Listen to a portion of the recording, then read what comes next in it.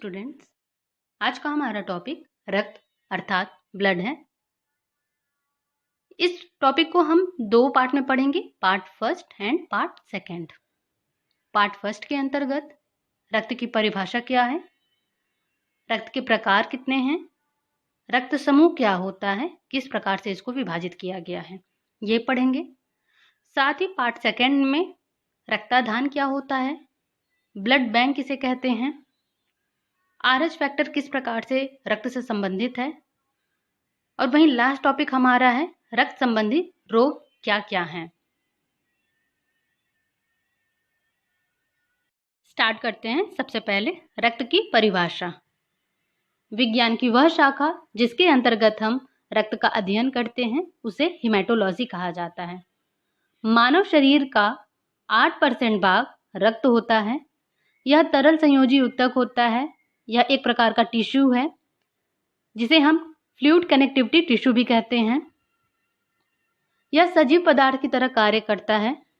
यह गाढ़ा तथा चिपचिपा होता है और इनमें NaCl सोडियम क्लोराइड पाए जाने के कारण इनका स्वाद नमकीन होता है।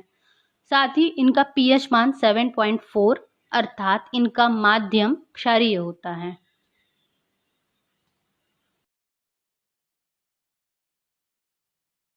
नेक्स्ट पॉइंट है हमारा रक्त के प्रकार।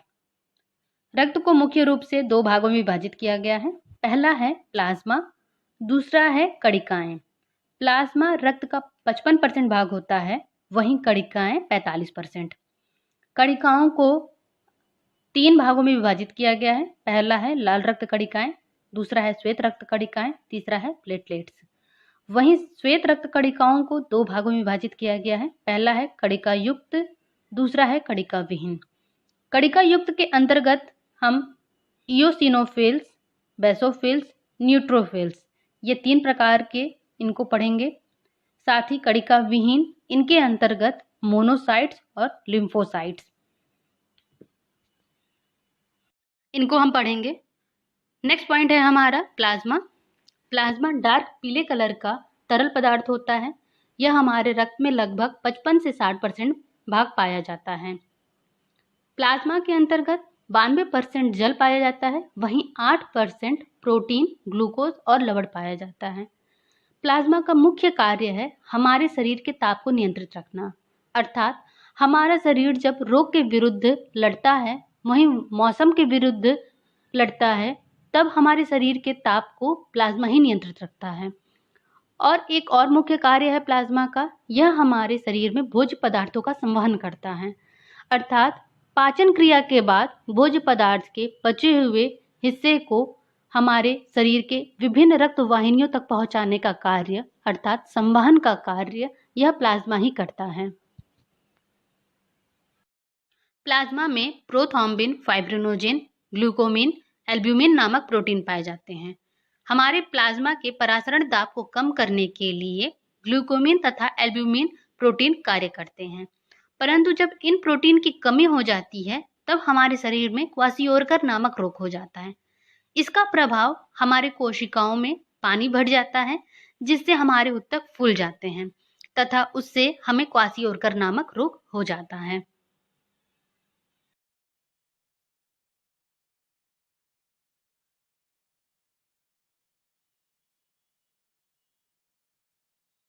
नेक्स्ट टॉपिक है हमारा कणिकाएं।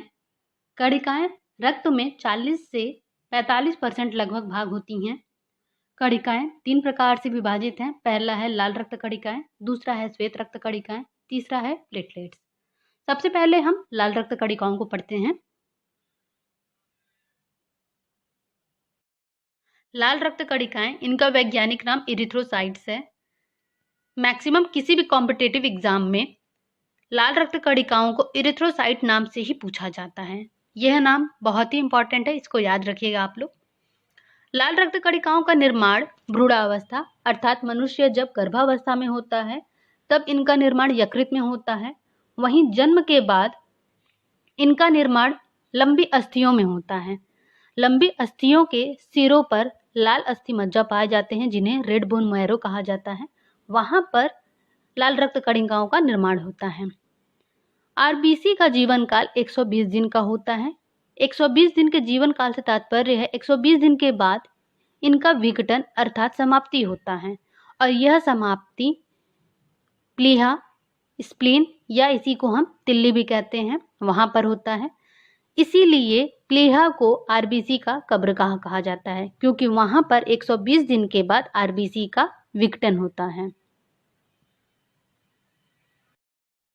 लाल रक्त कणिकाओं की संख्या लगभग 45 से 50 लाख होती है। लाल रक्त कणिकाओं में केंद्रक नहीं पाया जाता है, अर्थात आरबीसी केंद्रक विहीन होता है। दो ऐसे जीव हैं, पहला है ऊंट और दूसरा है लामा। लामा एक तिब्बती पशु होता है। इनमें आरबीसी में केंद्रक पाए जाते हैं।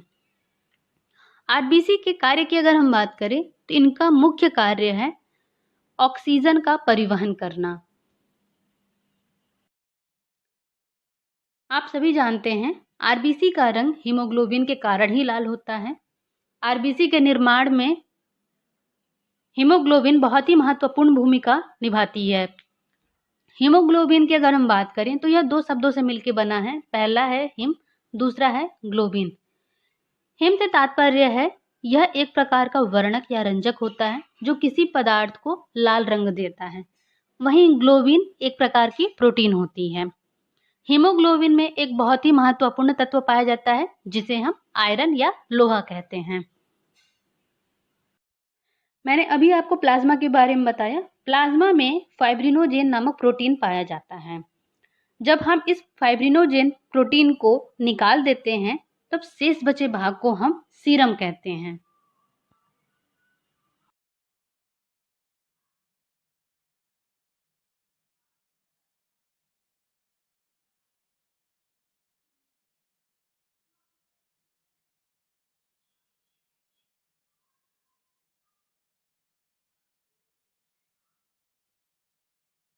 नेक्स्ट टॉपिक है हमारा श्वेत रक्त कणिकाएं। श्वेत रक्त कणिकाओं को वैज्ञानिक भाषा में ल्यूकोसाइट्स कहा जाता है। डब्ल्यूबीसी का निर्माण लंबे अस्थियों के बीचों बीच में स्थित पीत अस्थि मज्जा में होती है। पीत अस्थि मज्जा अर्थात इसे हम येलो बोन मैरो भी कहते हैं। डब्ल्यूबीसी का जीवन काल 10 से 13 दिन का होता है। साथ ही इनकी संख्या 5000 से 9000 तक होती है। डब्ल्यूबीसी को दो प्रकार से विभाजित किया गया है। पहला है कणिका युक्त डब्ल्यूबीसी, दूसरा है कणिका विहीन डब्ल्यूबीसी।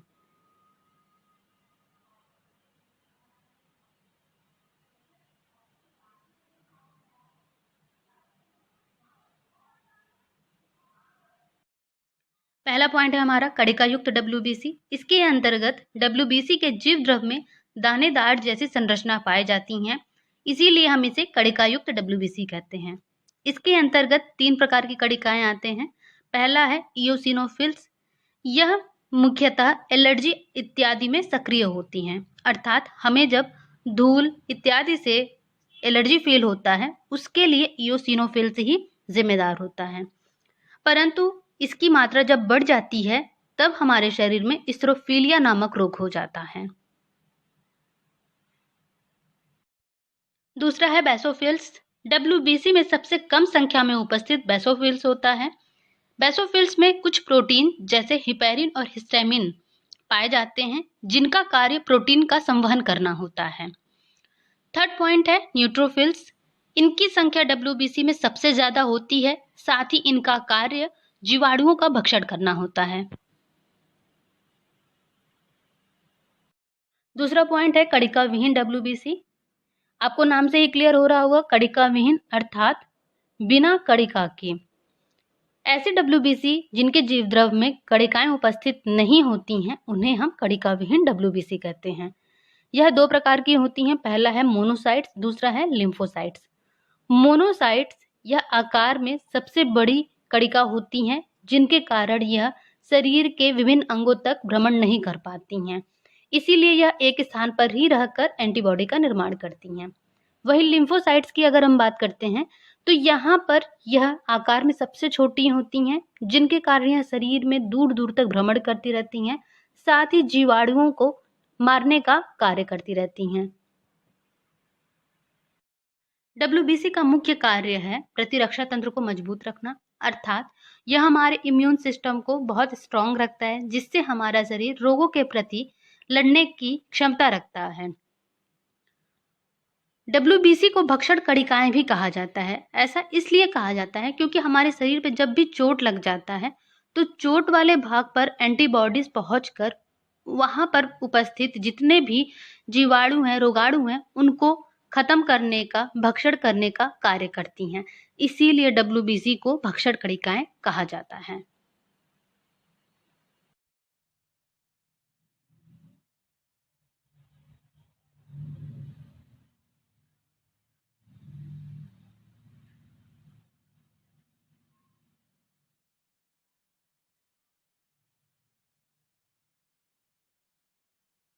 नेक्स्ट टॉपिक है हमारा प्लेटलेट्स।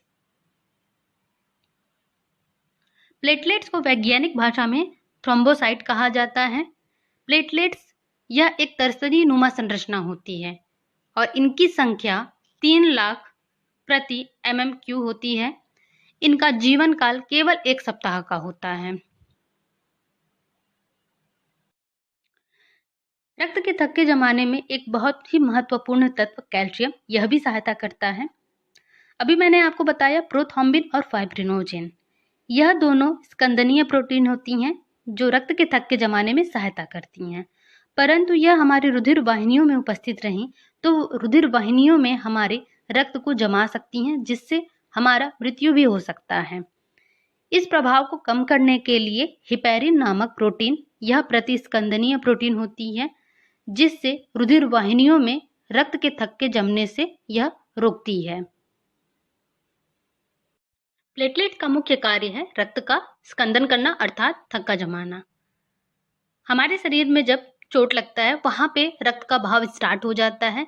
उस रक्त के बहाव को रोकने के लिए वहां पर थक्का जमना बहुत जरूरी हो जाता है और इसके लिए प्लेटलेट्स, इसके साथ ही 2 प्रोटीन प्रोथ्रोम्बिन और फाइब्रिनोजेन कार्य करते हैं।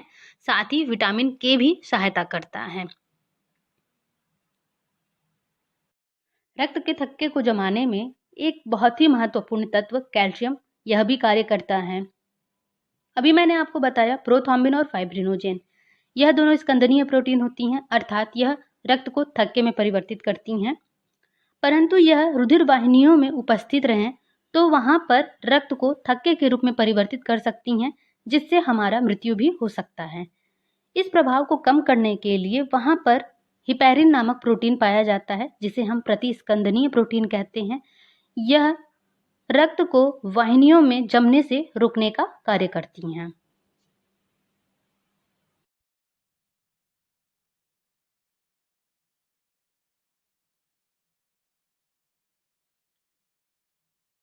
नेक्स्ट टॉपिक है हमारा ब्लड ग्रुप, रक्त समूह। वैज्ञानिक कार्ल लैंडस्टीनर ने सबसे पहले रक्त समूह की खोज की और उन्होंने यह बताया सन 1900 में कि सभी मनुष्य के रक्त समूह एक समान नहीं होते हैं।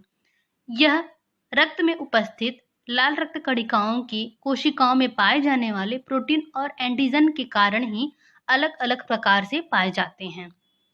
एंटीजन के आधार पर ही हम कहते हैं कि मनुष्य में अलग अलग प्रकार के रक्त समूह निर्धारित किए गए हैं। रक्त समूह के अंतर्गत 2 तथ्य बहुत ही महत्वपूर्ण है। पहला है एंटीजन, दूसरा है एंटीबॉडी। इनको जानना हमारे लिए अति आवश्यक है। पहला है एंटीजन। एंटीजन एक ऐसा बाह्य कहें रोग या जीवाणु की तरह होता है जो ग्राही के शरीर पर हानिकारक प्रभाव डालता है, उसे ही हम एंटीजन कहते हैं। एंटीबॉडी की अगर हम बात करें तो ये एक प्रकार का प्रोटीन होता है जो बाहरी रोग या बाहरी हानिकारक प्रभाव जो आ रहा है हमारे शरीर में, उनको ये रोकने का कार्य करता है।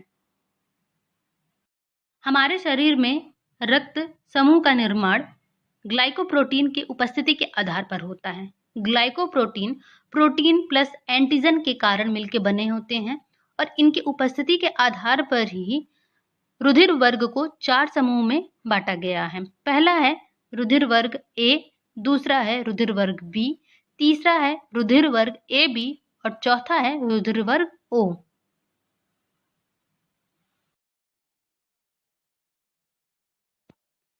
रक्त समूह एंटीजन के आधार पर ही इनको विभाजित किया गया है, अर्थात ग्लाइकोप्रोटीन, जिनमें प्रोटीन प्लस एंटीजन रहते हैं। इस आधार पर हम कहते हैं कि ब्लड ग्रुप ए है तो वहाँ पर एंटीजन ए ही रहता है, परंतु एंटीबॉडी बी रहता है। ऐसा इसलिए होता है क्योंकि एंटीजन और एंटीबॉडी कभी भी एक दूसरे के समान नहीं रहते हैं, ये हमेशा विपरीत रहते हैं। इसी तरीके से ब्लड ग्रुप बी की अगर हम बात करें तो बी में एंटीजन बी ही है, परंतु एंटीबॉडी ए उपस्थित रहेगा। वहीं ब्लड ग्रुप ए बी की बात करें तो एंटीजन यहाँ पर ए बी है, साथ ही यहाँ पर एंटीबॉडी अब्सेंट रहता है। ओ ग्रुप की हम बात करें तो यहाँ पे एंटीजन अब्सेंट रहता है और एंटीबॉडी ए बी प्रेजेंट रहता है। इस प्रकार से एंटीजन ए के साथ एंटीबॉडी बी तथा एंटीजन बी के साथ एंटीबॉडी ए होनी चाहिए। वहीं एंटीजन ए बी के साथ कोई भी एंटीबॉडीज नहीं है, और यदि ऐसा होता है तो उस केस में मनुष्य का रक्त का थक्का जम सकता है, जिससे मनुष्य की मृत्यु हो सकती है।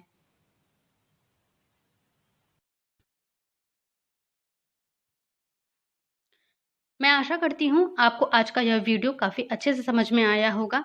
साथ ही आप पार्ट सेकंड वीडियो ज़रूर देखें, तभी आपको रक्त का यह पूरा चैप्टर अच्छे से समझ में आएगा। आप मेरे चैनल साइंस गैलेक्सी को ज़्यादा से ज़्यादा सब्सक्राइब करें, साथ ही इस वीडियो को लाइक एंड शेयर करें। Thank you so much.